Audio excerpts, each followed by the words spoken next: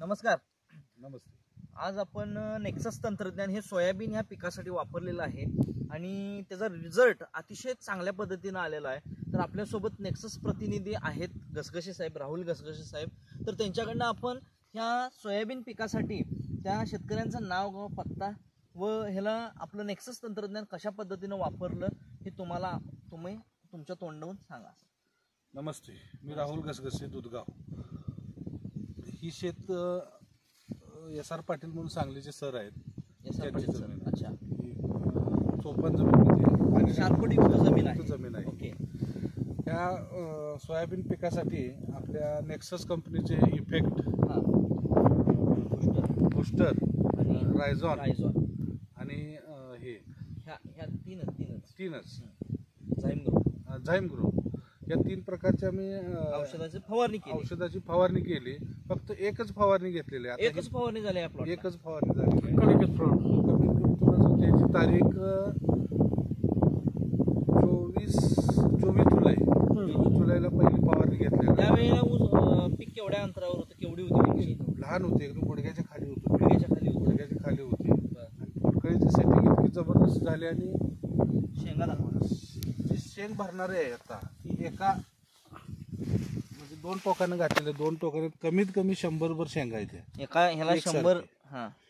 आणि आता हे भरत यायला लागल्या. आणि आता ही शेंग पानाची साईज पण एक नंबर आहे, याची काळोखी. आणि आता पुन्हा हे पीक भरण्यासाठी म्हणजे जे आता सोयाबीन आलेले आहेत ते पीक भरण्यासाठी पुन्हा एकदा दुसरी फवारणी घेणार. आपण बुस्टरची फवारणी परत एकदा घेऊ. म्हणजे जी शेंग जी आहे ती भरणं, वजन, शायनिंग, चव, क्वालिटी हे अतिशय चांगल्या प्रकारचं. काय वाटते उत्पादनामध्ये काय फरक येईल असं वाटतंय? याच्या अगोदर उत्पादन वाढेल. 8-9 क्विंटल ह्यात सोयाबीन घेत होतो. किती एकरचं क्षेत्र आहे हे? 30 गुंठ क्षेत्र आहे. या 30 गुंठ्यामध्ये ह्या वर्षी मला वाटते 12 क्विंटलच्या आसपास उत्पादन. 12 क्विंटल. पूर्वी किती यायचं? 7 ते 8 क्विंटल. 7 ते 8 म्हणजे 4 ते 5 क्विंटल एक्स्ट्रा येईल असं वाटतं. निघणार, 100% निघणार. अच्छा. या उत्पादन म्हणजे ह्या पिकाच्या वाढीवरती किंवा ह्या शेंगाची जी फुलकळीचं सेटिंग आहे त्या सेटिंग वरती लक्षात येते. किंवा ह्याची नुसतंच ह्याची उंची वाढलेली नाही, त्या उंची बरोबर प्रत्येक फुलकळी सेट झालेली आहे.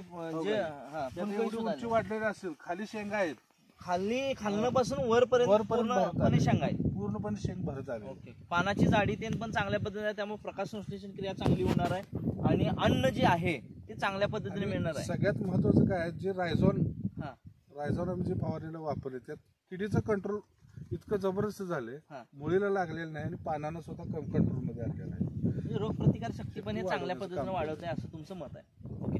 ज्यावेळेला हार्वेस्टिंग होईल त्यावेळेला आपण परत येऊ, त्यावेळेला उत्पादनामध्ये किती वाढ झाली हे आपल्या शेतकरी बांधवांना आपण दाखवून देऊ. तुमचं नेक्सस परिवाराकडनं सर खूप खूप मनापासून आभार.